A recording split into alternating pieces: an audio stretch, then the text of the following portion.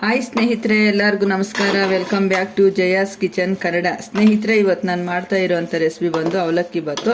ಇದನ್ನು ಯಾವ ಥರ ಮಾಡೋದು ಅಂತ ನೋಡ್ಕೊಳ್ಳೋಣ ಬನ್ನಿ. ನೋಡಿ ಸ್ನೇಹಿತರೆ, ಎಷ್ಟು ಚೆನ್ನಾಗಾಗಿದೆಯೋ ಅವಲಕ್ಕಿ ಬಾತು. ನೋಡ್ಕೊಳ್ಳೋಣ ಬನ್ನಿ ಸ್ನೇಹಿತರೆ.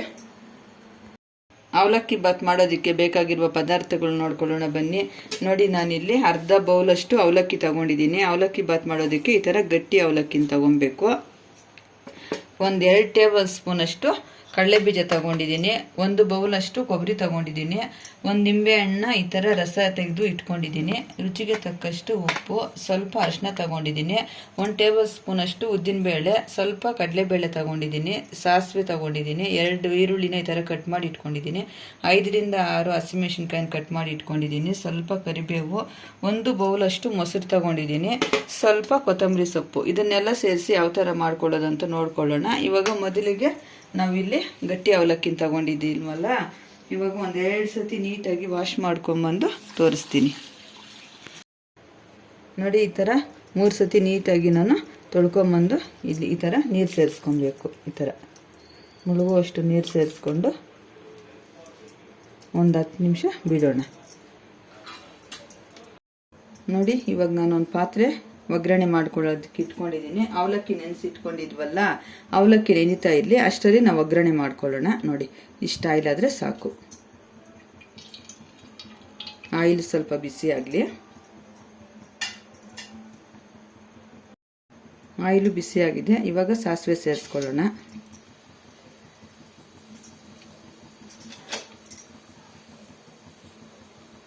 ಸಾಸಿವೆನ ಸ್ವಲ್ಪ ಚಿಟ್ಪಟ್ ಅನ್ನಲಿ.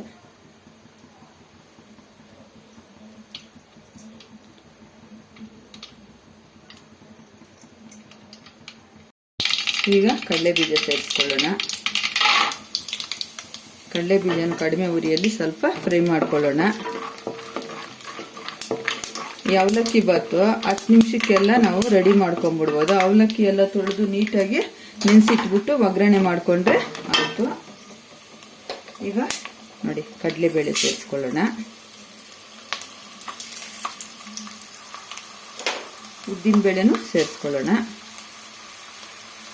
ಎಲ್ಲ ಸೇರಿಸ್ಕೊಂಡು ಈ ಥರ ನೀಟಾಗಿ ಫ್ರೈ ಮಾಡ್ಕೊಳ್ಳೋಣ.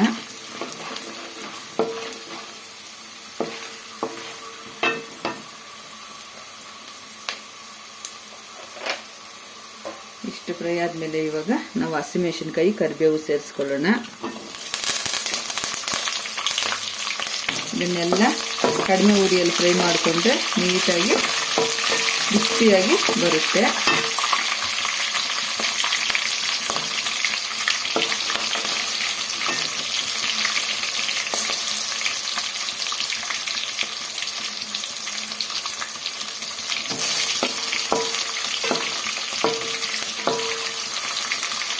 ಈ ಥರ ಕೆಂಪಗಾಗೋವರೆಗೂ ನಾವು ಫ್ರೈ ಮಾಡ್ಕೊಬೇಕು.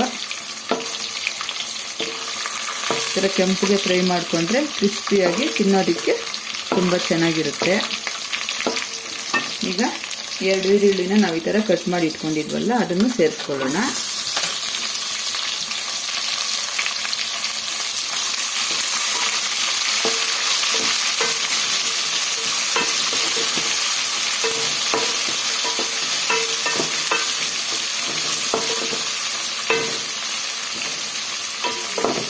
ಈ ಥರ ಫ್ರೈ ಮಾಡ್ಕೊಳ್ಳೋಣ.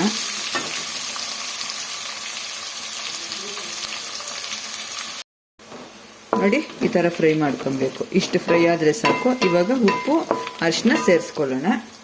ಸ್ವಲ್ಪ ಫ್ಲೇಮ್ ಸ್ವಲ್ಪ ಜಾಸ್ತಿ ಇಟ್ಕೊಳ್ಳೋಣ. ಇವಾಗ ನೋಡಿ, ಉಪ್ಪು ಸೇರಿಸ್ಕೊತಾ ಇದ್ದೀನಿ. ಈ ಟೈಮಲ್ಲೇ ಅರಿಶಿನೂ ಸೇರಿಸ್ಕೊಳ್ಳೋಣ. ಈ ಅವಲಕ್ಕಿ ಬಾತ್ ಮಾಡೋದು ತುಂಬ ಅಂದರೆ ತುಂಬ ಈಸಿ. 10 ನಿಮಿಷದೊಳಗಡೆ ಎಲ್ಲ ನಾವು ರೆಡಿ ಮಾಡ್ಕೊಂಡ್ಬಿಡ್ಬೋದು. ಎಲ್ಲ ಈರುಳ್ಳಿ, ಹಸಿಮೆಣಸಿನ್ಕಾಯಿ ಎಲ್ಲ ಕಟ್ ಮಾಡಿ ಇಟ್ಕೊಂಡು ಅವಲಕ್ಕಿ ನೆನೆಸ್ಕೊಂಡು ಒಗ್ಗರಣೆ ಮಾಡಿಕೊಂಡ್ರೆ ಅವಲಕ್ಕಿ ಬಾತು ಸೂಪರಾಗಿ ರೆಡಿ ಆಗುತ್ತೆ. ನಾವು ಈ ಥರ ಮಾಡೋದಕ್ಕೆ ನಾವು ಅವಲಕ್ಕಿ ಬಾತು ಅಂತೀವಿ. ನೀವೇನು ಅಂತೀರೋ ಕಮೆಂಟ್ ಬಾಕ್ಸಲ್ಲಿ ಕಮೆಂಟ್ ಮಾಡಿ. ಯಾಕಂದ್ರೆ ನಮ್ಮ ಮೊಸರೆಲ್ಲ ಸೇರಿಸಿ ಮಾಡೋದ್ರಿಂದ ನಾವು ಇದನ್ನು ಅವಲಕ್ಕಿ ಬಾತು ಅಂತೀವಿ.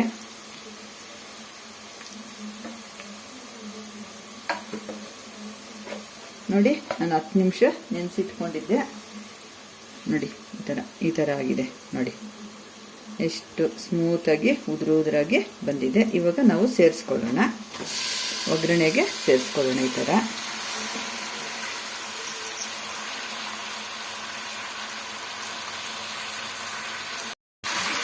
ಈ ಥರ ಮಿಕ್ಸ್ ಮಾಡ್ಕೊಳ್ಳೋಣ. ಇವಾಗ ನಾನು ತೋರಿಸ್ತಾ ಇರೋ ಅಂಥ ಅಳತೆಯಲ್ಲಿ 3 ಜನ ಆರಾಮಾಗಿ ಬ್ರೇಕ್ಫಾಸ್ಟ್ ಮಾಡ್ಬೋದು.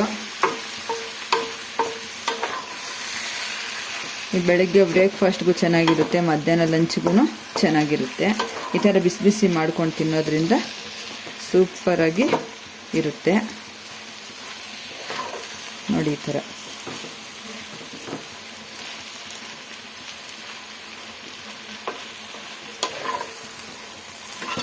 ಈ ಥರ ಸ್ಮೂತಾಗಿದ್ರೇ ಚೆನ್ನಾಗಿರೋದು. ಜಾಸ್ತಿ ಉದ್ರಾಗಿ ಮಾಡ್ಕೊಂಬಿಟ್ರು ಕೂಡ ಬಿಡಿಯಾಗಿ ಚೆನ್ನಾಗಿರಲ್ಲ ನೋಡಿ. ಇದೆಲ್ಲ ಒಗ್ಗರಣೆಯಲ್ಲೆಲ್ಲ ಮಾಡೋಷ್ಟರಲ್ಲಿ ಕರೆಕ್ಟಾಗಿ ಚೆನ್ನಾಗಿ ಬರುತ್ತೆ. ಈಗ ನೋಡಿ, ನಾವು ಕೊಬ್ಬರಿನೂ ಸೇರಿಸ್ಕೊಳ್ಳೋಣ.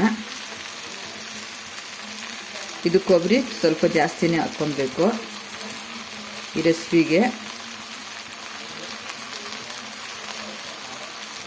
ಇವಾಗ ಕೊತ್ತಂಬರಿ ಸೊಪ್ಪು ಈ ಟೈಮಲ್ಲಿ ಸೇರಿಸ್ಕೊಂಡ್ಬಿಡೋಣ.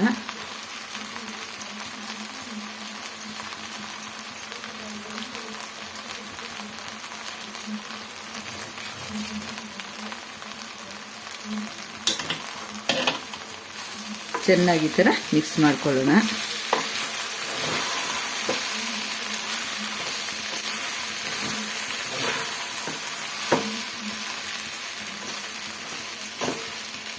ಈ ಅವಲಕ್ಕಿ ಬಾತ್ನ ನಿಮ್ಮ ಮನೆಯಲ್ಲಿ ನೀವು ಒಂದ್ಸತಿ ಟ್ರೈ ಮಾಡಿ ಯಾವ ಥರ ಬಂತು ಅಂತ ಕಮೆಂಟ್ ಮಾಡಿ. ನಮ್ಮ ಚಾನಲ್ನ ಸಬ್ಸ್ಕ್ರೈಬ್ ಮಾಡೋದು ಮರಿಬೇಡಿ. ತುಂಬ ಒಳ್ಳೊಳ್ಳೆ ಕಮೆಂಟ್ಗಳು ಮಾಡ್ತಾ ಇದ್ದೀರಾ, ತುಂಬ ಚೆನ್ನಾಗಿ ವಿಡಿಯೋಸ್ ನೋಡ್ತಾ ಇದ್ದೀರಾ. ಹೀಗೆ ನೋಡಿ.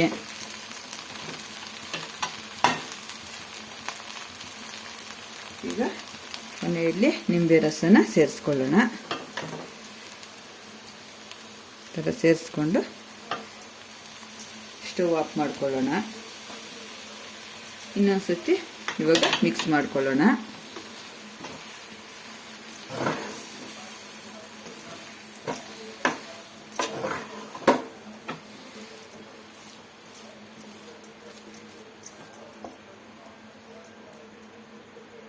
ಇವಾಗ ಒಂದು ಅರ್ಧ ಕಪ್ ಆಗೋಷ್ಟು ಮೊಸರು ಸೇರಿಸ್ಕೊಳ್ಳೋಣ. ಇನ್ನು ಉಳಿದಿರೋ ಮೊಸರು ನಾವು ತಿನ್ನೋವಾಗ ಸೇರಿಸ್ಕೊಳ್ಳೋಣ.